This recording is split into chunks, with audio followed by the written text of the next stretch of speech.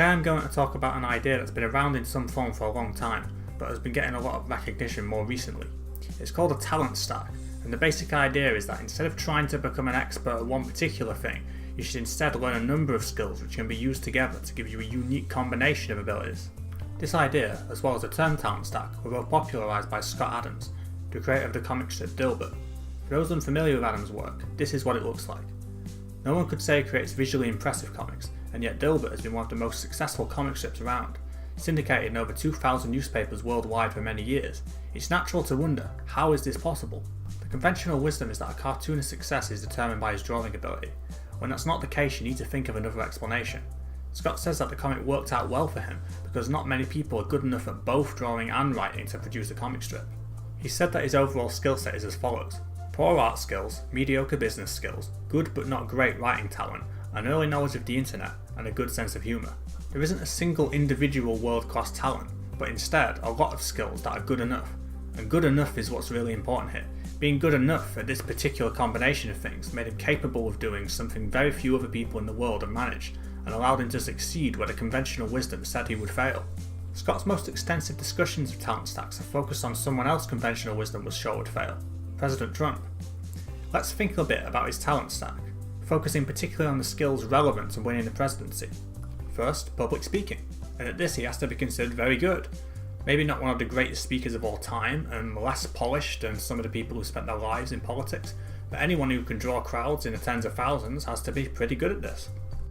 Political knowledge. When he's again compared to career politicians, it can seem lacking in detail, but he knows more than most people about this, and that's all he needed. For sense of humour, he's funny, but not on the level of a top comedian. Branding. This is the first world-class skill we've come to, and one that's often ignored. Much like with Steve Jobs, when someone's great at branding, it can be difficult for people to realise exactly what they're doing. A great example of this is how he used a slogan containing two snappy single-syllable words that both ended in hard consonants that made them fun to say. The striking use of colours in his campaign merchandise to draw people's attention is another trick. I could honestly keep talking all day about his branding tricks, long enough to fill an entire video on its own, so I'll stop here just so we can stay on point. When it comes to using social media, he's better than most 70-year-olds. I know that isn't saying much, but when his main competitor was another 70-year-old, that really counts. And finally, persuasion. Initially this seems to be the greatest skill of all, but that would be an oversimplification. Persuasion is a talent stack in its own right. It involves reading people, body language, sales technique, knowing how to gain people's attention, as well as many more things. With the exceptions of persuasion and branding, which could either be considered part of the persuasion stack or a mini talent stack of its own, a lot of these individual skills were weaker than those of the people opposing him. But what mattered was the powerful effect of all of these skills combined. The overall talent stack was formidable. The reason having a talent stack works is that career success and the amount of money you make are based on the scarcity of your skills. Becoming exceptionally wealthy requires you to become capable of doing something exceptionally valuable.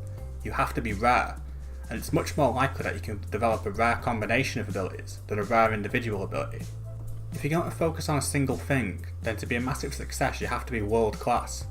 Think of the example of Tiger Woods.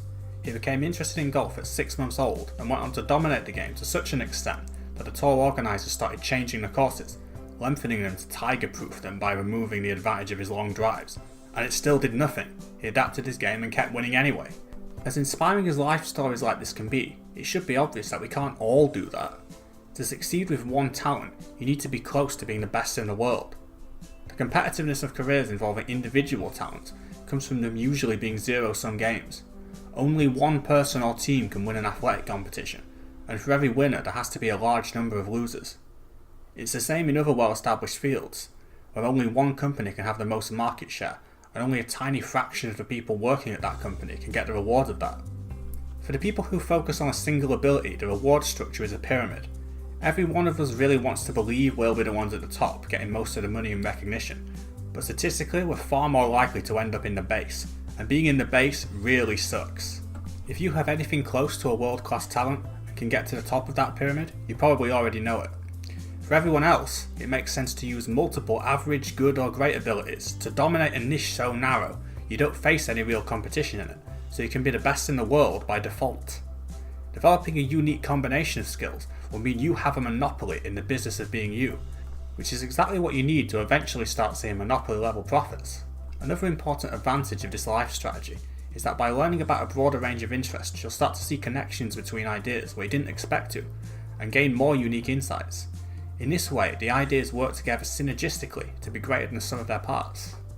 To get started building a talent stack, it's always a good idea to start building on the things you can do without effort first, since there's obviously a big link between enjoying what you do and doing it well. You can also think about the things you started doing as a child, before anyone told you what you were supposed to be doing with your time. Then, think about all the secondary skills you can use to boost the effects of the skills you're most interested in. For this part, you should especially look into using the skills that are their own mini talent stacks. You really can't go wrong with adding persuasion, since no matter what you're doing, you're going to need to deal with other people. There's pretty much no scenario where having these skills isn't a massive advantage. Another example of a talent that is actually a talent stack is business skill. When we say someone's good at business, we really mean they've gotten really good at a range of different skills, probably including some of the following: public speaking, psychology knowledge, accounting, design, use of technology. All of these things can make it easier to use the other talents that align with your interests, and will put you ahead of everyone else who isn't doing so. Thanks for watching. I hope you have a really great time creating some new talents of your own.